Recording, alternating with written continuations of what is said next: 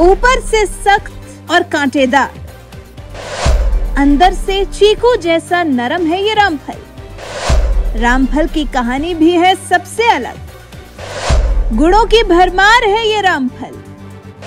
क्या भगवान राम पर नाम रखा गया रामफल?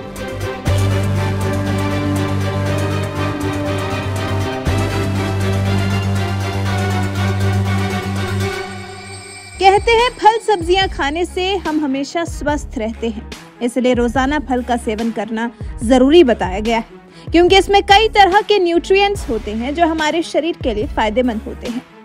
अब जब फलों की बात हो ही रही है और भगवान राम के मंदिर को लेकर पूरे देश का माहौल भी राममय है, तो फिर बात भी भगवान राम के नाम पर पड़े फल के नाम के बारे में ही कर लेते हैं। जी, भगवान राम के नाम पर जिस फल का नाम पड़ा है उसकी बात। फल का नाम है रामफल। ये फल पोषक तत्वों से भरपूर होता है, जिसका सेवन करने से हमारे शरीर को जरूरी पोषक तत्व मिलते हैं। ये एक ऐसा फल है जो गर्मियों की शुरुआत में ही देखने को मिलता है, लेकिन हाँ, ये आसानी से मिल जाए ये भी जरूरी नहीं है। तो चलिए पहले जान लेते हैं कि रामफल कैसा होता है। रामफल का स्वाद लगभग शरीफा की तरह होता है। रामफल के छिलके काफी चिकने और पतले होते हैं। इस फल की तासीर ठंडी नहीं, गर्म होती है।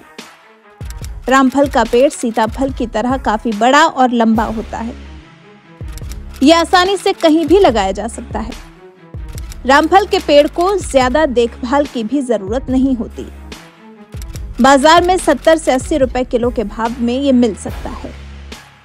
अब चलिए रामफल खाने के फायदों के बारे में जान लेते हैं। रामफल में एंटीऑक्सीडेंट्स की अच्छी मात्रा पाई जाती है। रामफल रोग प्रतिरोधक क्षमता को मजबूत करता है। रामफल में फाइबर, विटामिन ए और पोटेशियम की अच्छी मात्रा पाई जाती है।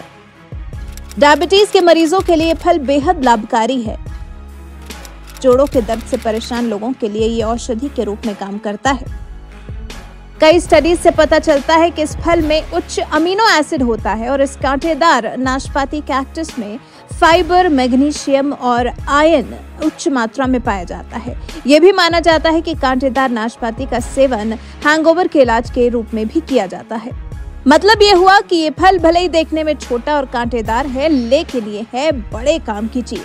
ऐसे में अगर इस फल का सेवन किया जाए तो ये आपके जीवन में एक बड़ा बदलाव करने वाला साबित हो सकता है। वहीं रामफल से जुड़ी पौराणिक कथाओं पर अगर गौर फरमाएं, क्योंकि पौराणिक कथाओं में भी इस रामफल का जिक्र मिलता है। ऐसा कहा जाता है कि जब भगवान राम ने लंका के राक्षस राजा रावण को मार डाला तो वो एक ब्राह्मण की हत्या के लिए तपस्या करने के लिए ऋषिकेश पहुंचे। उस समय उन्होंने ये फल खाया था और इसीलिए इस फल का नाम रामफल पड़ गया। वैसे आपको रामफल की ये कहानी कैसी लगी? इसके गुणों के बारे में जानकर आपको कैसा लगा? हमें कमेंट कर जरूर बताइएगा।